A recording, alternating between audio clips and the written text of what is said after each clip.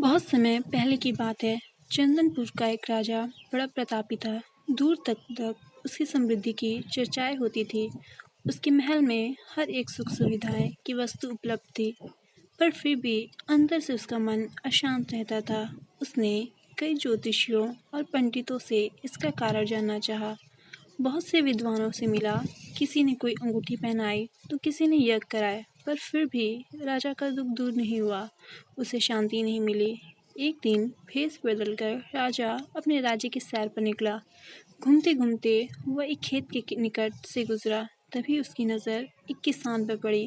किसान ने फटे पुराने वस्त्र धारण कर रखे थे और वह पेड़ की छांव में बैठकर भोजन कर रहा था।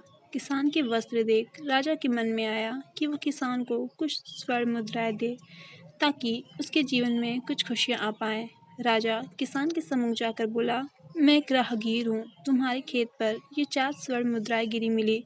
चूंकि यह खेत तुम्हारा है, इसलिए ये मुद्राएं तुम ही रख लो। किसान, नाना सेठ जी, ये मुद्राएं मेरी नहीं हैं। इसे आप ही रखें या किसी और को दान कर दें। मुझे इनकी कोई आवश्यकता नहीं है। किसान की यह प्रतिक्रिया पर राजा को बहुत आश्चर्य हुआ। वो बोला, धन की आवश्यकता किसी नहीं होती भला, आप लक्ष्मी को ना कैसे कर सकते हैं?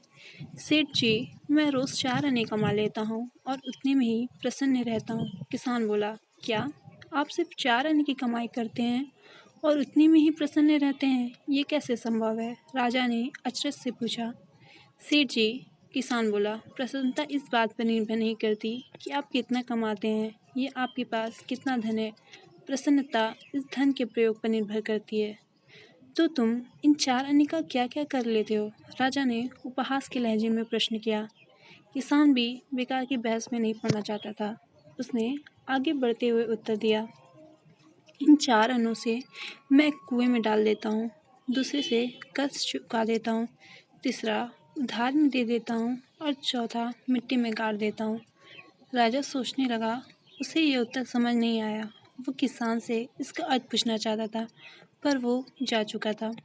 राजा ने अगले दिन ही सभा बुलाई और पूरे दरबार में कल की घटना कह सुनाई, और सबने किसान के उस कथन का अर्थ पूछने लगा। दरबारियों ने अपने अपने तर्क पेश किए, पर कोई भी राजा को संतुष्ट नहीं कर पाया। अंत में किसान को ही दरबार में बुलाने का निर्णय लिया गया।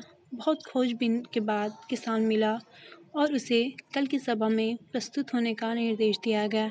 राजा ने किसान को उस दिन अपने वेश बदलकर भ्रमण करने के बारे में बताया और सम्मानपूर्वक दरबार में बैठाया। मैं तुम्हारे उत्तर से प्रभावित हूँ और तुमने 4 आने का हिसाब जानना चाहता हूँ। बताओ, तुम अपनी कमाए 4 आने किस तरह खर्च करते हो, जो तुम इतना प्रसन्न और संतुष्ट रह पाते हो? राजा ने प्रश्न किया। किसान बोला, हुजूर, जैसे ही मैंने आपको बताया, मैं एक आना कुएं में डाल देता हूँ, यानी अपने परिवार के भरण पोषण में लगा देता हूँ। दूसरे से मैं कर्ज चुकाता हूँ, यानी इसे मैं अपने वृद्ध माँ बाप की सेवा में लगा देता हूँ। तीसरा, मैं उधार देता हूँ, यानी अपने बच्चों की शिक्षा दीक्षा में लगा देता हूँ। और चौथा, मैं मिट्टी में गाड़ देता हूँ, यानी मैं एक पैसे की बचत कर लेता हूँ, ताकि समय आने पर मुझे किसी से मांगना ना पड़े और मैं इसे धार्मिक, सामाजिक या अन्य आवश्यक कार्यों में लगा सकूं। राजा को अब किसान की बात समझ आ चुकी थी। राजा की समस्या का समाधान हो चुका था। वो जान चुका था कि यदि उसे प्रसन्न एवं संतुष्ट रहना है तो उसे भी अपने अर्जित किए धन का सही सही उपयोग करना होगा। मित्रों, देखा जाए तो पहले की अपेक्षा लोगों की आमदनी बढ़ी है, पर क्या उसी अनुपात में हमारी प्रसन्नता भी बढ़ी है? पैसों के मामले में हम कहीं ना कहीं गलती कर रहे हैं।